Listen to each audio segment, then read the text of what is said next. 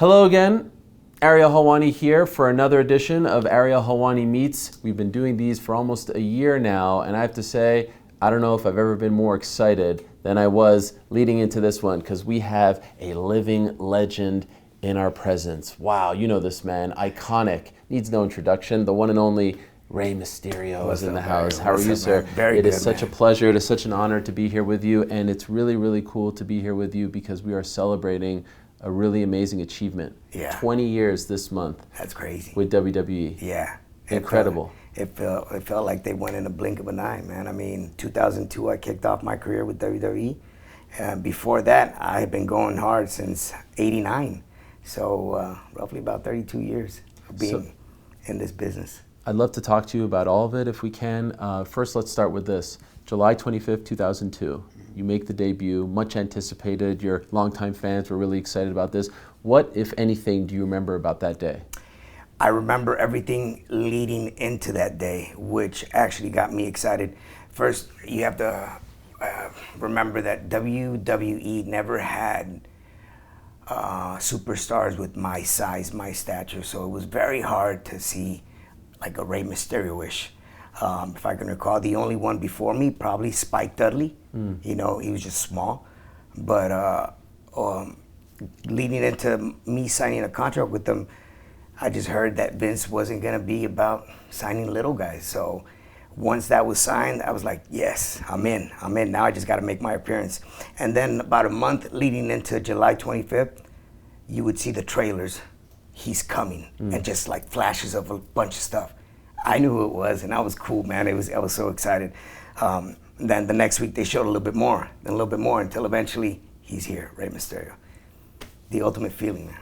You know, it was a big achievement for me because I thought it was gonna be impossible to be part of that roster.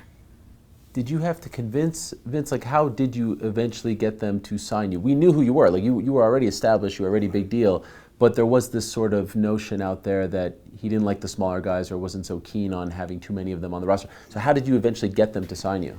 I think he had trust in what I can bring to the table, and you know, the word of the people surrounding him, like the Bruce Pritchards, you know, like the Heymans, that said there's something special here, you know. And on top of that, I truly believe that the mask was marketable from the get-go, and he did it the right way because WCW never did it, right? You know, so. And we're going to talk about that, but I'm curious, when you came in, because you had that stretch in WCW without the mask anymore, was it always the plan to come in wearing the mask again, or did you want to not wear the mask? Like, what were the discussions? So, funny story, I leave WCW and then I get signed by WWE, and at the time I'm wrestling without a mask. Yeah. You know, I had done a couple dates in Mexico, and I felt comfortable wrestling without it.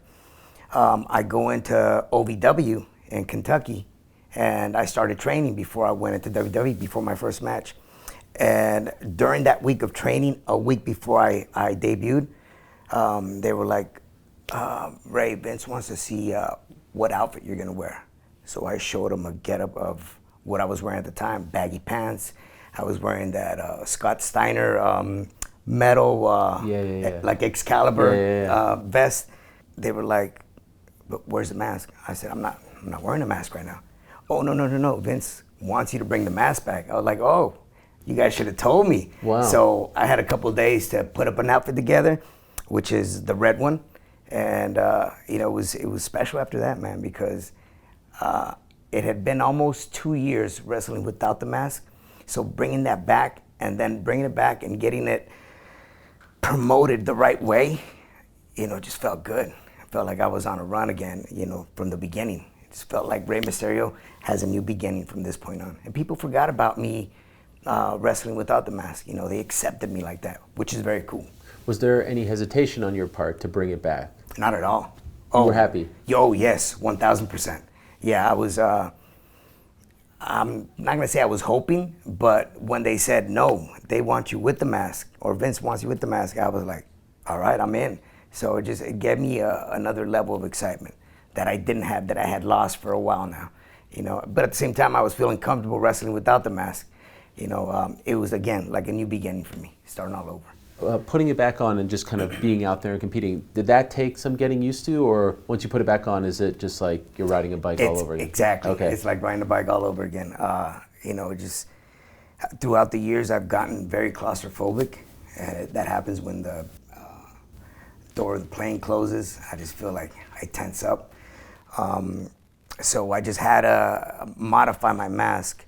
Before, I used to wear like a shoelace, Right. tie.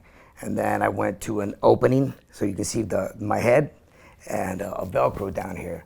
And, within time, I kept adjusting and making it comfortable. And now I wear either a button or a Velcro down here.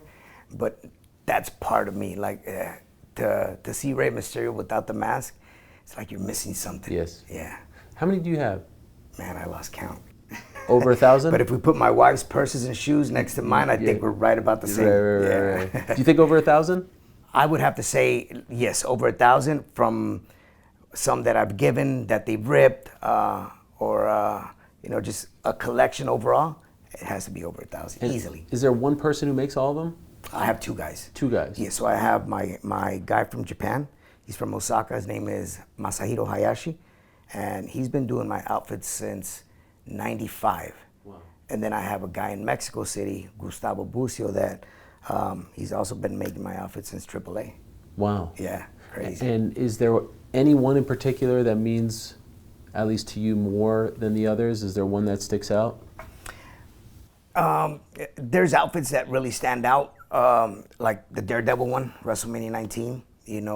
Just because it was my first WrestleMania moment. And overall, just the tradition of using superheroes and mixing them up with the Rey Mysterio gear. Those have caught a lot of attraction over the years. But WrestleMania 22, when I became world champion, the black and white Louis Vuitton, that one to me is one of my top favorites. And of course, I can't forget Halloween Havoc 97. I was just going to say that one. Which I still have. Really? Yes, I wow. still have, yeah. Where is it? Just in your house? It's in my house, yeah. Just yeah, chilling? I had it framed up. I don't know if you remember, they had a WCW pub here, or like yes, that's right. Yeah, was it at the New York? It was somewhere on the strip. York, I was too young to ever go to it, okay. but I... So it was like the Nitro Grill or something. Nitro Grill, yeah. exactly. Yeah, so they asked for an outfit to put up on the wall, and I had given them that one. They put it up in a frame. Wow. When it closed down, they gave me back my outfit, and I've had it ever since. The outfits, everything about, and it was so great when you debuted against Chavo Guerrero. Mm-hmm. For you to be in there against someone that you knew, a friend, I would imagine made you feel a little more comfortable, right? Very comfortable. On that day? Very, very comfortable. But then I go back and revisit like my first match with WCW, Dean Malenko. Never wrestled the guy. I'm coming in from a different style of wrestling, which is lucha libre, very high paced, but for some reason I've always felt comfortable stepping in there with guys for the first time, but with Dean, it was special. Like there was a connection right away. With Chavo, there was a history already from WCW, so it made things more calm. The transition of having the first show on WWE on SmackDown at the time it felt good, and we kicked it off. You were a vet at that point, but a WWE rookie. Were you nervous that day? Like, did you feel a little more anxious? I do get jittery, but not to the point. I think I get more nervous now stepping in there with my son. Wow. Because I feel that pressure. But I've always felt nerves, but not the type that will throw me off. It's the good sense of nerves where I can control my emotions and go in there and perform a 10 right off the bat. Would you say you were perhaps more nervous for your WCW debut than your WWE debut because you were younger? Oh, without a doubt. Really? Yeah, without a doubt. With WCW, I didn't know what I was getting into. I wasn't watching Nitro back then. We were coming from Mexico. I'd lived in Mexico from the age of 17. So I got my break in WCW towards the end of my Mexico run. So when they said, hey, you're going to go wrestle Dean Malenko, they're giving you a tryout match. I didn't think the tryout was being the first match on the pay-per-view, which was a Great American Bash. So even that didn't throw me off. the fact that I was thrown in there and it was live TV, we were on a pay-per-view. You know, I truly feel that when you have that special it of doing what you love, you know, nerves just go out the window. You know, you just relax, compose, a little bit jittery, but it's the anxiousness of wanting to perform. Just curious, WWF, then WWE, they bought WCW in March of 2001. Yeah. And then the invasion kind of started in May of 2001. You debuted in July of 2002. What took so long? Like, why? Because, you know, the fans said the problem with the invasion was, you know, the real WCW guys, the faces, no knock on the Lance Storms of the world. You guys weren't a part of it. You were one of those guys. So what took so long? So that to me was a way of WWE saying, we're not going to sign him. That's what I thought. That's what I took from the get-go. Wow. So when they bought out WCW, JR spoke to me and said, Ray, we're definitely interested in bringing you in. Just wait for your contract to run out, you know, and after your contract runs out, you know, we'll sit down and talk business. I was like, sure enough, thank you. And I felt like that was a polite way of saying, we don't want you. Wow. So I really took it to heart. It bummed you out? It did. It did in a way, but I couldn't let myself get consumed by the fact that WWE wasn't going to sign me. I had to go out and figure something out, go back to Mexico, and I did. I went back to Mexico and I wrestled for Arena Mexico, which I had never done because I started off in AAA. So that was kind of special for me. And towards the beginning of 2002, I went to Puerto Rico and I wrestled for Carlos Colon. Mm-hmm. And that was like a new beginning for me. And sure enough, right after I became champion there, I get a call from JR and say, Ray, we're ready to sit down and talk business. Sat down with them in LA. We figured out our contractual agreement. We signed, and off we go. Did you have like any FOMO when you watched the WCW guys come over, and you're like, man, I want to be a part, like this is big? So at the time I did. Yeah. I wanted to be part of that, but then I go back and think on it, and I might have gotten lost between all the talent that was going back and forth. Right. You know, at the same time, I think ECW was emerging too. So you had SmackDown, Raw, ECW, and there's just a lot of talent. So I kind of felt good after seeing how everything panned out, the way they just gave me an entrance on my own, which made it exciting. It made it feel more special. Yes, you showed up a year and a half later. Yeah. Mm-hmm. By the way, in the last 20 years, has there ever been any discussions about taking the mask off? Not at all. Never come up? No one threw out the idea, what if we do this? No, I truly feel, and I haven't sat down to talk about this with Vince, but I feel Vince sees the respect that I have for the mask, and he respects that. So Rey Mysterio, I think, is marketable with the mask, and he's always been, you know, and WCW didn't take advantage of that opportunity, but Vince did, and man, did it work. And it's amazing because we're talking about your 20th anniversary with WWE, but this year you're also celebrating 30 years as a pro wrestler, I believe, right? Yeah. Which is just incredible. Am I getting that right? Is it 30? So I was actually, we're putting together a documentary for A&E right now. Okay, so yes. I've been pulling up a lot of pictures and footage from back in the day, and I was going across an album that I have with just all my stuff from early wrestling years, and for some reason I kept my pay stub from my first match ever, and I put the date on it. So it was April 31st, 1989. 1989. So what is that? 14 years old. 14 years old. Crazy is that? So it's over 30 years. So yeah, it's I think well it's 32 years. 32 years, Yeah. man.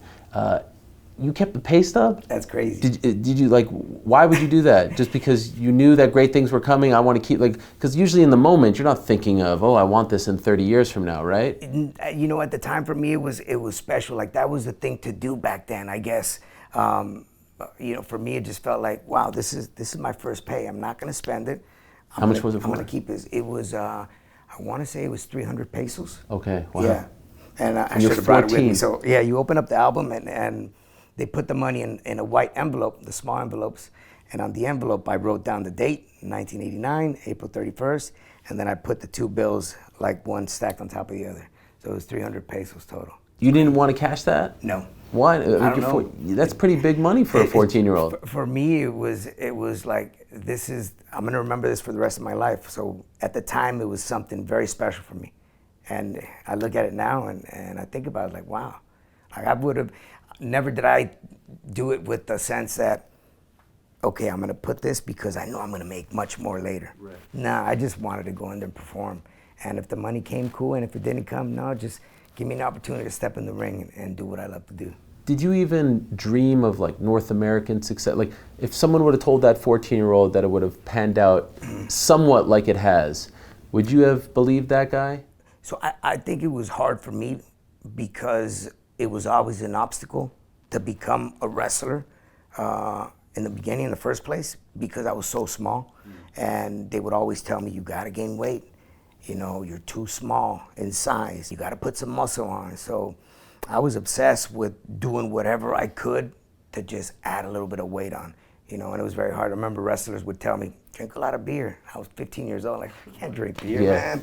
Did you ever have any other dreams? Like, meaning, I know Lucha Libre was a part of your life, your family, but did a younger version of you ever think of doing anything else, or is this all that you ever remember doing? Never, man. Really? Yeah. This never. was always it? This was always it from day one. Once I knew what wrestling was, and I was surrounded by it because my uncle, being my mom's younger brother, Rey Mysterio Sr., you know, I would hang out with him. He didn't have kids at the time. He was married, but his child was pretty much me. I was the adopted child. You know, he took me everywhere he went. Wrestling shows every Friday. I'd drive up in a car with him, help him carry his bag, walk him all the way to the locker rooms, give him his bag, go out and sit down, watch him wrestle, meet a lot of the wrestlers during that time. So my dream and my focus was always wrestling. You know, they say eat, sleep, breathe, wrestling 24/7 for me. It was always that. How was your body feeling? I mean, it's been, like you said, over 30 years. A lot of those guys that you were with in WCW aren't competing anymore. You're one of the last guys. How are you doing as you approach your later 40s? Yeah, it's crazy. I'm surprised sometimes at how good I feel. Just overall, with all the beatings that I've taken, the amount of surgeries that I've had. How many? It's a little bit over 12 surgeries on my left knee. Just alone. On your left? Yeah, right one, knock on wood, is good, intact. Is it the same issue? Yes, ACL. 12 times? Yeah. No way. Yeah. Wow. Between scopes and cleaning it out and a stretched MCL and PCL, a little bit over 12 surgeries. Torn bicep, one surgery, torn bicep here. My experience with this one after I had the surgery was bad. They had to go back in there and cut me open 2 more times, so 3. Wow. So when I tore this one, I was like, I'm not getting it done. I don't want to go through the same issue. And the doctor, for some reason, said, well, I mean, if you have great range of motion, there's no reason why you should get the surgery if you feel good. And I never had it, and this arm feels much better than this one that was repaired. Back, knock on wood as well, I'm good. Like, my back is taking a lot of the tolls, especially being my size. Right. Getting slammed by all these dudes, man, I've taken a beating, but for some reason, God is good with me and has taken care of my back, my neck. It's just my knee that's been the biggest issue throughout my career. And when you started and when you're progressing, did you have a time frame? Like, did you say to yourself, I want to go till I'm 40, or did you just say, you know, let's just see how long this thing lasts? It's funny because they don't prep you up, you know, like they do now for NFL players. You know, save your money and do good. But with wrestling, you know, I've always heard from others that they just go until they can't go no more. There's really no start and end date. Like, you just run through it until you can, or until you decide to step away and do something else. For me, I've never had an end date plan. It's always been, I'm just gonna keep going. Now that I'm getting closer to my 50s and I see my son wrestling, I do tell myself, okay, I wanna go 3 more years. I don't wanna go past 50, you know, but then I remind myself, what if you feel good? Right. You know, can you still go another year? But I think as of right now, my date has always been, don't go over 50. Do you think it'll be easy for you to stop? Because this has been such a big part of your life since you were 14.